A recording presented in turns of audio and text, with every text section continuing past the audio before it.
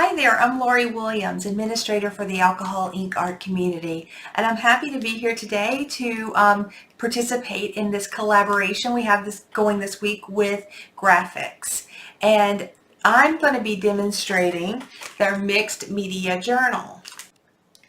So Grafix Mixed Media Journal comes in a little kit, and you can actually see kind of what's in the kit here, but here's what it comes with. It comes with clear Duralar, matte Duralar, wet media Duralar, opaque white Dura-Bright, opaque black Dura-Bright, natural chipboard, and 6 discs. And it comes with 2 of each of the pieces of substrate, and then it comes with the 6 discs. So basically you use the substrate to do your projects on, and then you can use the disc to assemble them, and as you finish a project you put it together in the journal. So I'm going to go ahead and this just to show you. So this is what it looks like here, and this is actually sticking to the first page here. So the first thing we have here, this looks like the craft plastic.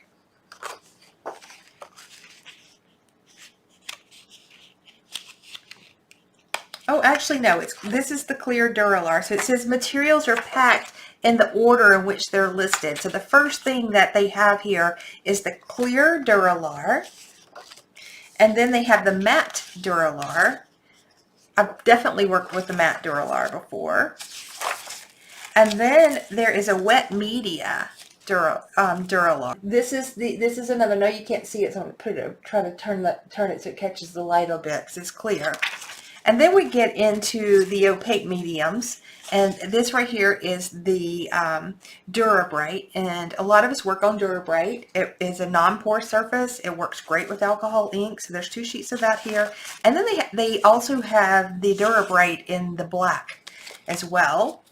And then they include 2 chipboards, and these will be the covers. So basically on the outside covers you'll put it together.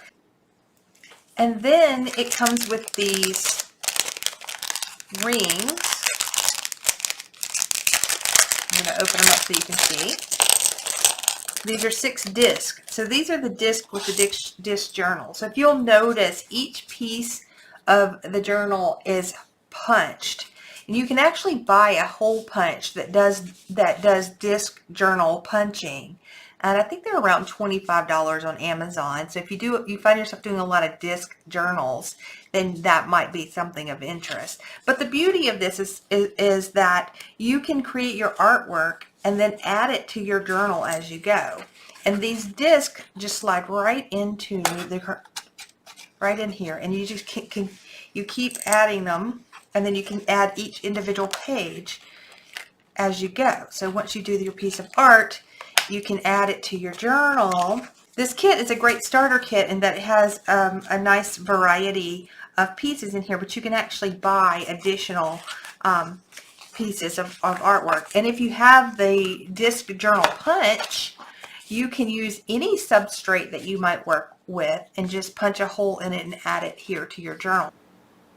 So what I want to do is paint a landscape for this project. So I'm looking through all the different substrates.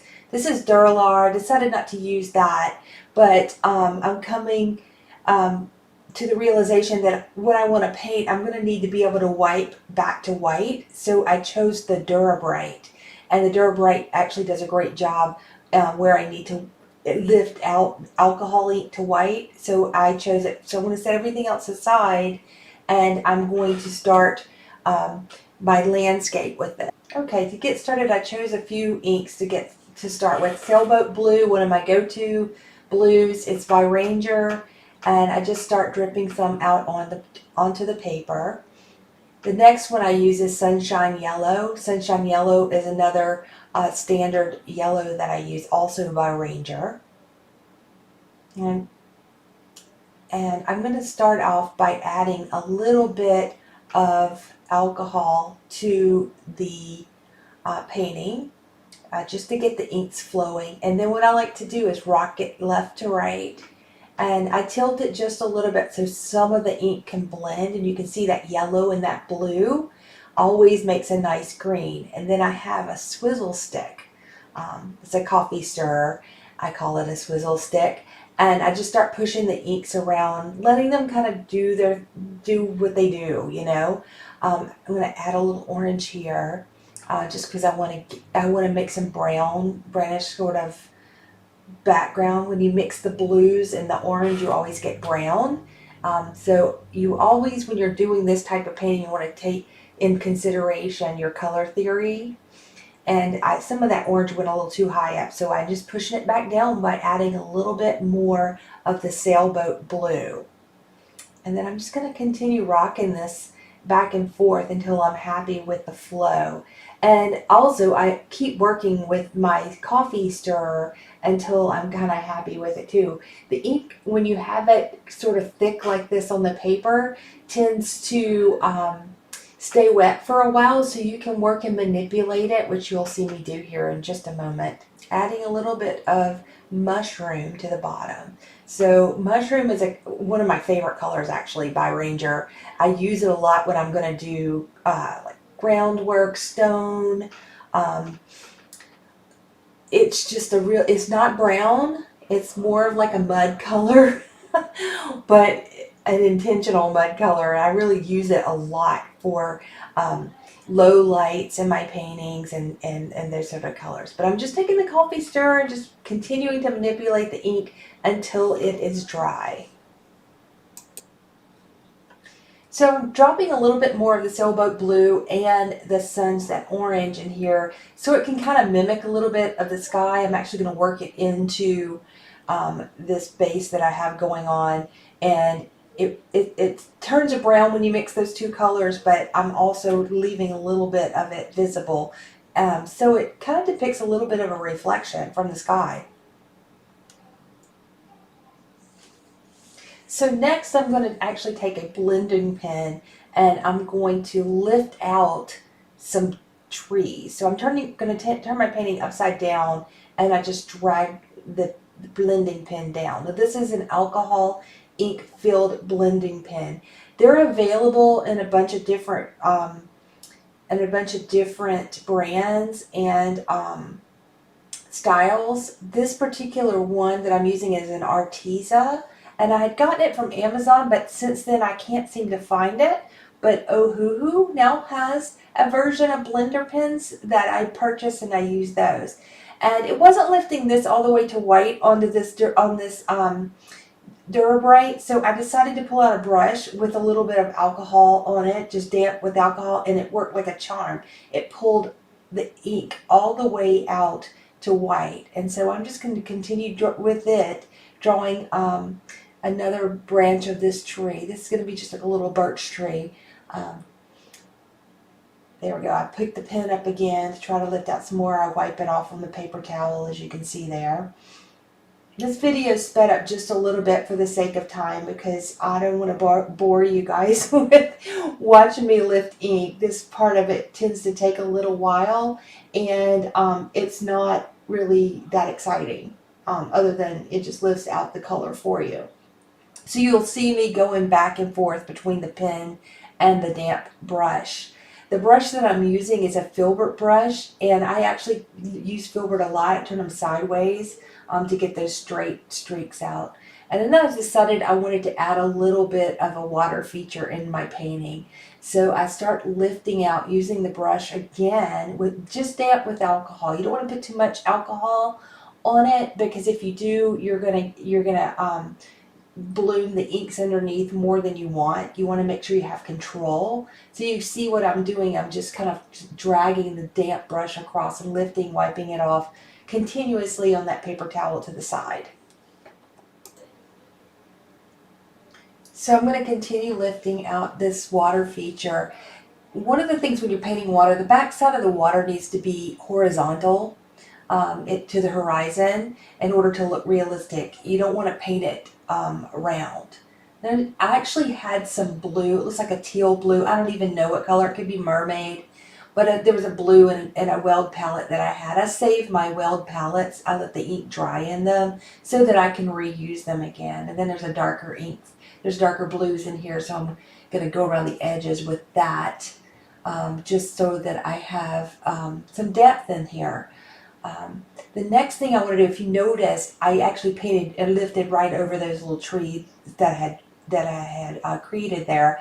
And the reason is I want it to look realistic, like the water's going behind it. And it would be very difficult for me to just take out just those sections between the trees. But that's the beauty of alcohol ink, is you can lift and then paint over and lift out again. And it's really a dance that you go back and forth with.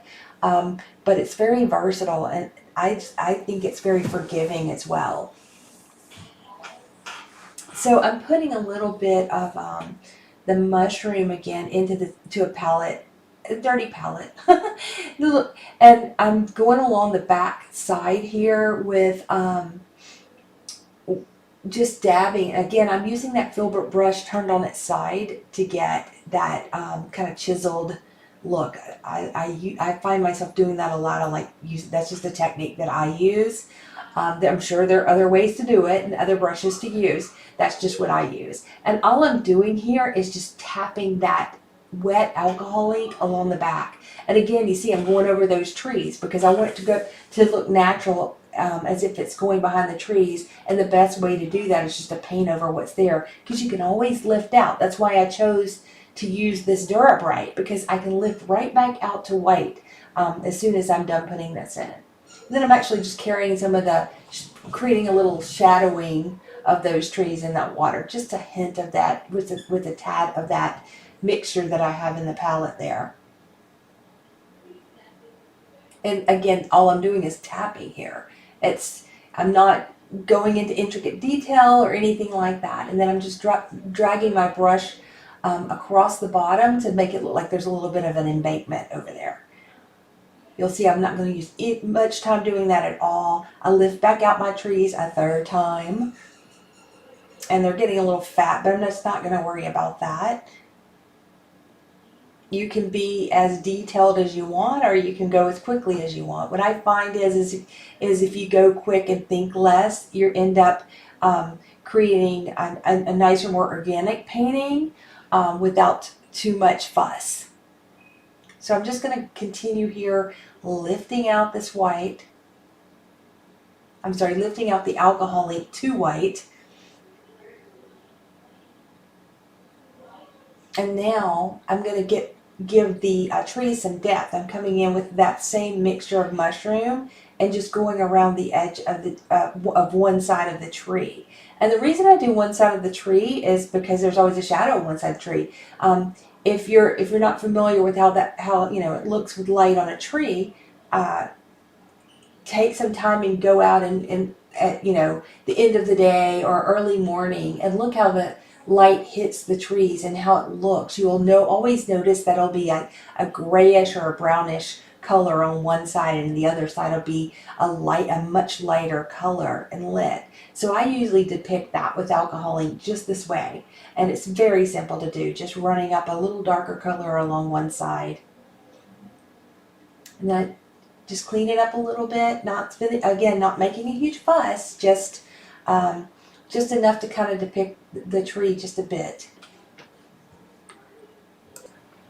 Next, I'm going to pull out my Sharpie. So this is a twin tip Sharpie. It's got a fine tip, and then it's got a bullet, bullet nose, fine tip as well. So it's a fine, ultra fine. And it's one of my go-tos. Thank you, Terry Jones, for showing me this. I can't live without it now. It's that two-sided Sharpie. I'll include it in the supply list for this presentation in case you're interested in checking it out. But once you have it, you won't be able to live without it if you're doing this type of paintings. But I like to go and really enhance the very edges of the one side of the tree with it. It just kind of helps things pop a little bit and stand out, and helps with the shading.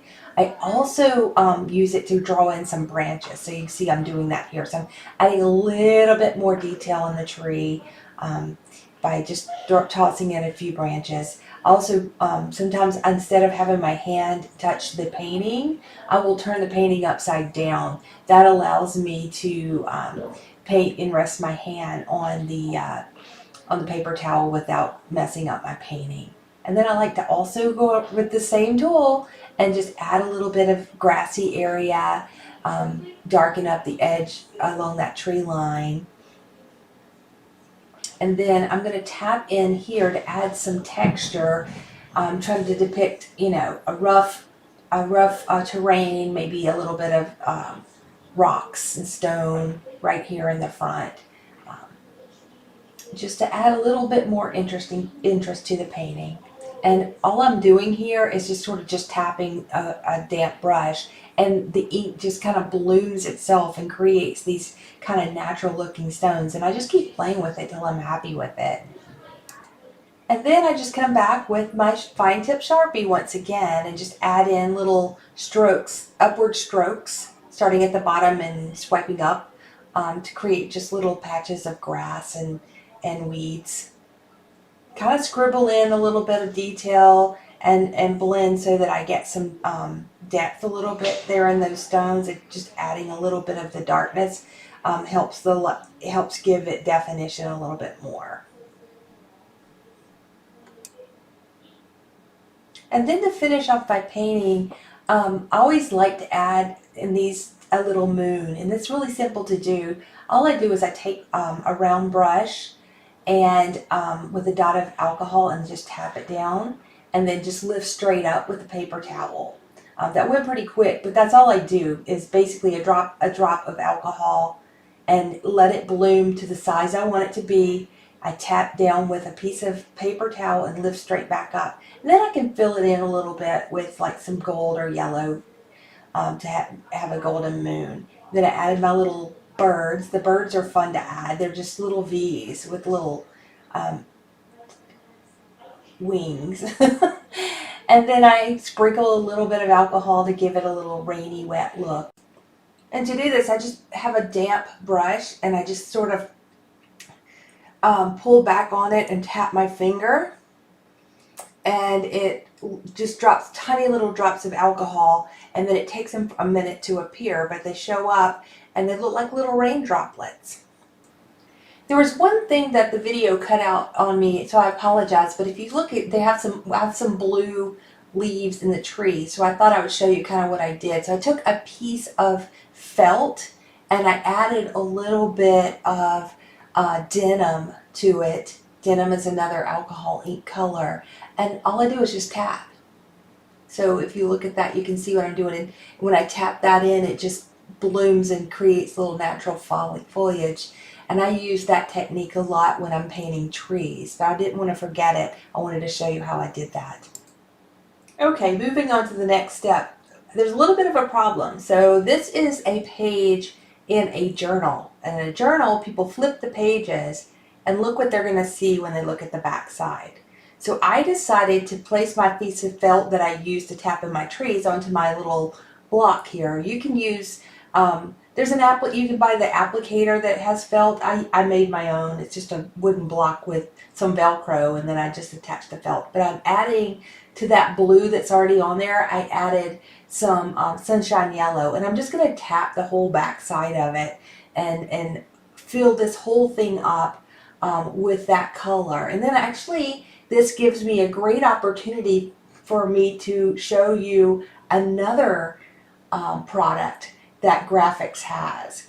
What I decided to do with this, and I'm going to show you this in just a second, is I'm going to create a little just kind of like stamped background here by just tapping alcohol ink from felt onto the page and letting it bloom and filling up the page as a backdrop. And then I'm going to actually attach a quote or a little sentiment onto the front of it, just so that when someone flips that page, they don't see an ugly background with ink stain that's left over from the front side.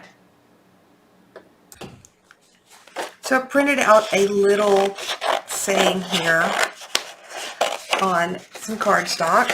So I figured this would give me an opportunity to demonstrate another product by Grafix called Artist-tac. So I'm just going to kind of cut out this. I'm not doing it straight. I'm going to give it some like rounded edges, just some interesting border here. And I'm going to open up my Artist-tac.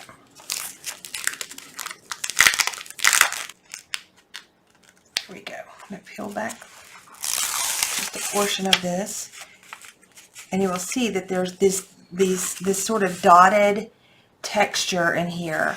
And what we do is we take what we want to make adhesive and stick down, which we're going to burnish this down a bit with my finger. I can take the back side here of a brush and just go over here. Alright, so I burnish that down, and now when I pick it up, the adhesive sticks to the back. I can cover this back up so I can come back and use it again. But now all I need to do is take this, it's sticky, and stick it down on my back side here. I'm going to get rid of some of the nasties that showed up on here. Little pieces of dust and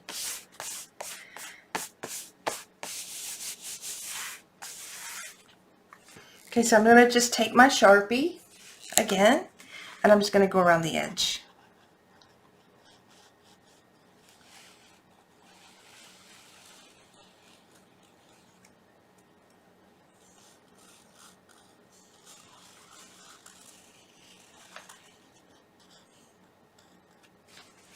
That makes it stand out a little nicer. So there, I got the back side of this journal page.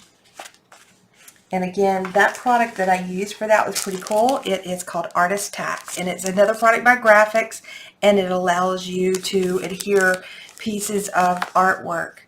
Okay, now I'm ready to assemble my disc journal, and I'm going to take one of the pieces of chipboard, and I'm going to place, this is just the first page. I can add to this later. This is just my first page in my journal that I've done. And I'm going to go ahead and put it between these two pieces of chipboard. I am going to actually use a piece of the clear plastic to cover this up so it doesn't scratch. Or if I wanted to draw on top of it, I could do that too. So you could have a layered drawing journal, which could be a lot of fun. The other thing is I could use the Artist-tac and take another piece of artwork and decorate my journal cover, which is this piece of chipboard. I could do that. That would be great. I always like to make the cover pretty, and I use different mixed media techniques to do that, using alcohol and other mediums as well. But then I have these little discs, so I'm going to go ahead and assemble this so you can see quickly how this works. So I've got all my pieces here. I'm going to hold it like this, and I'm just going to take, each one of these discs has a little lip on it on the outside, and it's indented in the inside. It's identical on both sides. So I'm going to take this, and I'm going to just kind of force it in there like that.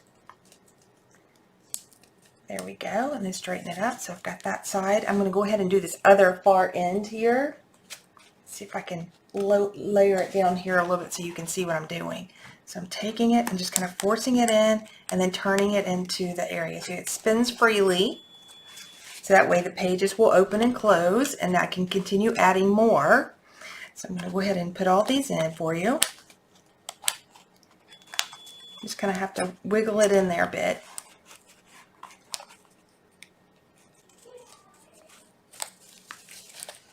There we go. So now I have my disc journal together, and I can continue adding artwork as I add it in. I have all of these sheets that come with the kit. So I have lots of substrate that I can do fun projects on. You could follow my channel at Laurie Trumpet here on YouTube, and I'll do some more of these pages for on the channel there, and you can check it out. Also, if you are watching here on the Alcohol Ink Art Community YouTube channel, a couple of things I'd like to point out. One is, if you haven't subscribed, go ahead and subscribe already, because we're going to be posting a lot more regularly this year. We have a whole year's worth of content scheduled for the YouTube channel, and you will learn a lot about all the different ways you can use alcohol ink, which is a very versatile medium. You'll also learn not only from me, obviously, but from our whole entire contributor team, who are some of the best alcohol ink artists and instructors in the world. So this is definitely a channel that you want to follow. The other thing is, if you like alcohol ink, you paint and create with alcohol ink, you want to learn more about alcohol ink, we do have the Alcohol Ink Art Community page on group on Facebook, and we also have a website, and it's alcoholink.community. So check those out. Those are great resources for learning all sorts of things about alcohol ink and painting with alcohol ink. Come learn, create, and share with us. It's a life-changing opportunity. Excite the art.